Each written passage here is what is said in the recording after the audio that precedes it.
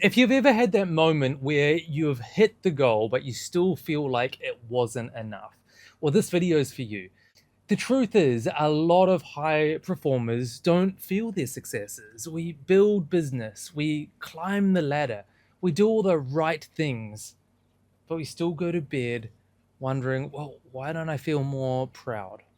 Why don't I feel more content, fulfilled, present? Why don't I feel more alive in my life? This is my story, and almost the story of all those leaders I've worked with over thousands of hours of coaching. And so in this video, I want to walk you through the 5 criteria I've used both personally in my life and with those clients to help, well, the ambitious, high achieving clients that I've had to finally feel their wins, not just witness them from the outside. This isn't about slowing down. It's certainly not about giving up your ambition. This is about reconnecting with yourself, reconnecting with others, and reconnecting with the life that you've already worked so hard to build. But first, let me give you some context of how we got here. If you're finding value in this story, I'd love to invite you to hit the subscribe button below. You'll be the first to receive content just like this, honest, relevant, and here to support you on your journey.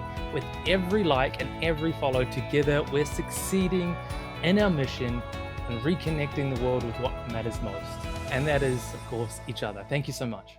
Now, it was a few years ago, I was getting a lot of recognition for my achievements in life and in business. And somebody commented, they said, Daniel, it's like you've become a serial winner.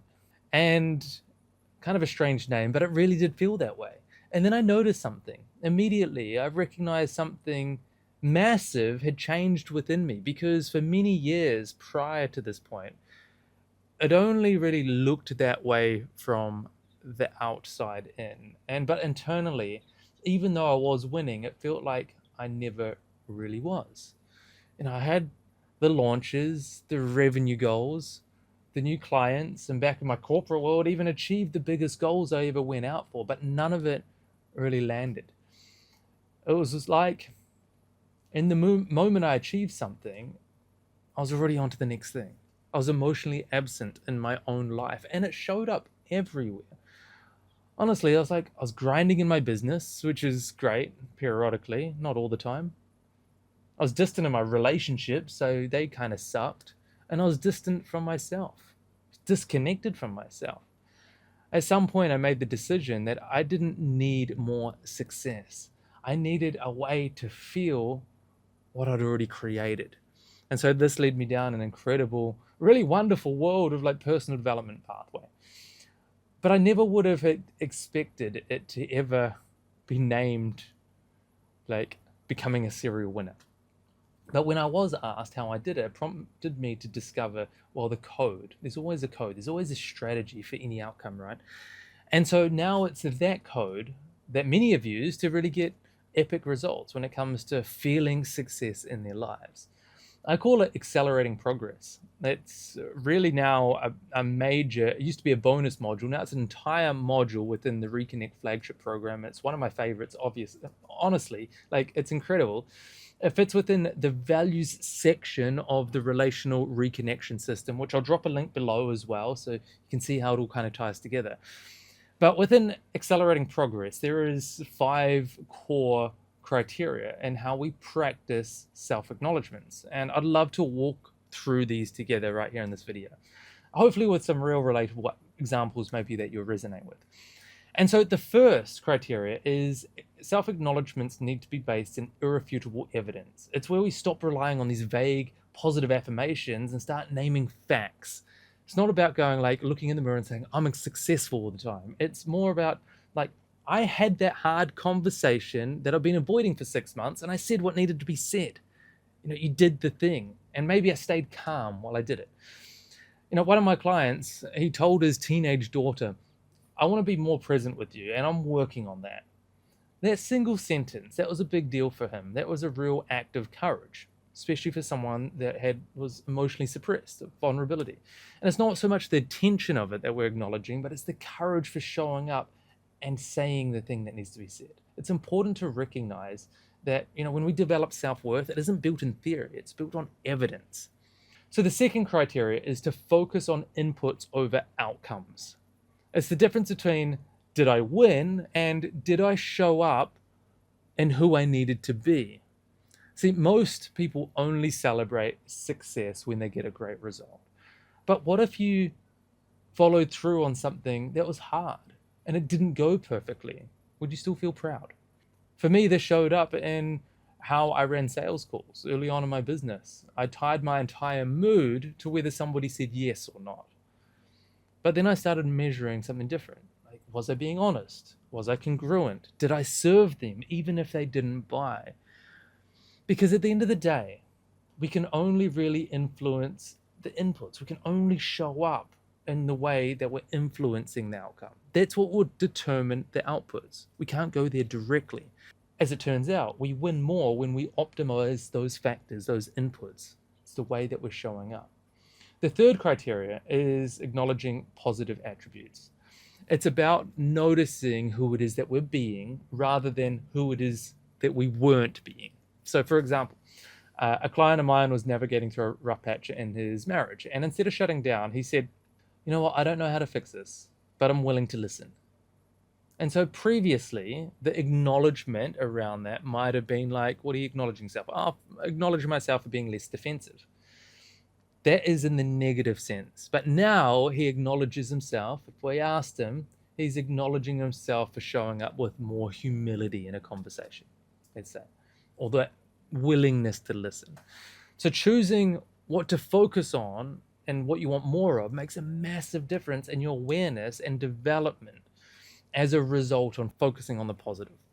So the fourth is alignment with intentional self. It's about being congruent with the version of you that you say that you're becoming. So I'll give you another one from my own life. I was in a group setting and somebody challenged me publicly in front of others. And the old me would have felt the need to prove and defend myself. But instead, I took a breath and I responded with curiosity rather than controlling and manipulating the situation. And that's the person I want to be and who I'm still becoming. And so on that day, that's what I acknowledged myself for. We all have a vision of who we're becoming, I hope and I trust for you. But unless you're on track with the moments that you're actually showing up that way, you'll never see it becoming real.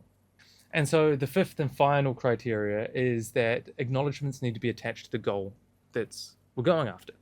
And this is the practice of connecting the dots between your daily actions and your deeper goals that you're striving for. So, for example, a founder I coach started ending his workday at 4:30 p.m. Not because it was convenient, absolutely not, but it's because his bigger goal was to build a relationship with his son before he turned 13. And so those 4:30 log-offs are what he acknowledged. It was his commitment to his priority, even when it was difficult to do so.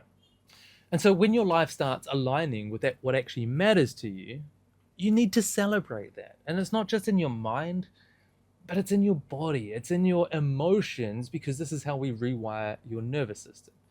It's how we rewire a sense of fulfillment from the inside out. And so these 5 core criteria, they aren't standalone. They can be, but they're compounded, and they're actually a major backbone of the relational reconnection system framework that I use with high-performing consultants and leaders who want their lives back. It accelerates every other piece of work that we do. And that's why it's called accelerating progress, because acknowledgement is one of the antidotes to emotional absence. And absence is what fractures and breaks up relationships within ourselves and with others. And I think with the people that matter most. So when you start acknowledging your courage for showing up, your vulnerability, your presence, your truth, everything else seems to shift. You become someone who no longer needs the external proof to feel the internal pride. And when you start leading your relationships from identity rather than exhaustion, everything really changes. So if you resonated with this, here's your challenge. Take the fulfillment alignment audit. I'm going to leave a link in the below this video somewhere, and it'll take just a few minutes, but it'll give you a bearing of where it is that you're at with this kind of work. And as a result of taking the quiz, I'll send you the full PDF of the 5 criteria that we just went through as a cheat sheet then choose one area of your life. Maybe it's business, maybe it's relationships, maybe it's parenting, maybe it's health. If you're really courageous, maybe it's your emotional world, something awesome that's meaningful to you. And every night this week, ask yourself, what do I want to acknowledge myself for today?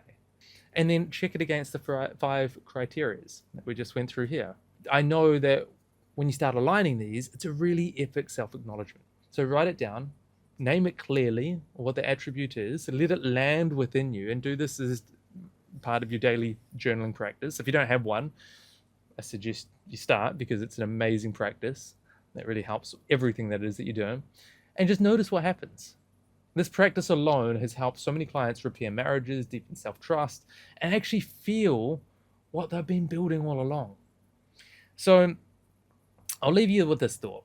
Success without acknowledgement is like eating without tasting. It just feels empty. It keeps you alive, but it won't nourish you. So you don't need to do more. You just need to feel more of what it is that you're already doing. That's the shift. It doesn't have to be complicated. If you're ready to go deeper into this work, whether it's in relationships, leadership, emotional clarity, and connection, this is exactly what we explore inside Reconnect. And it's about rebuilding the bridge between high performance and human connection.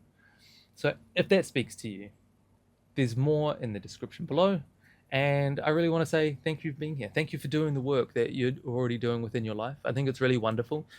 And I hope and I trust that you know that that ripple effect does more in the world than probably anything else that we do in our lives. So keep going. Thank you, and we'll see you very soon, either in a call or in the next video.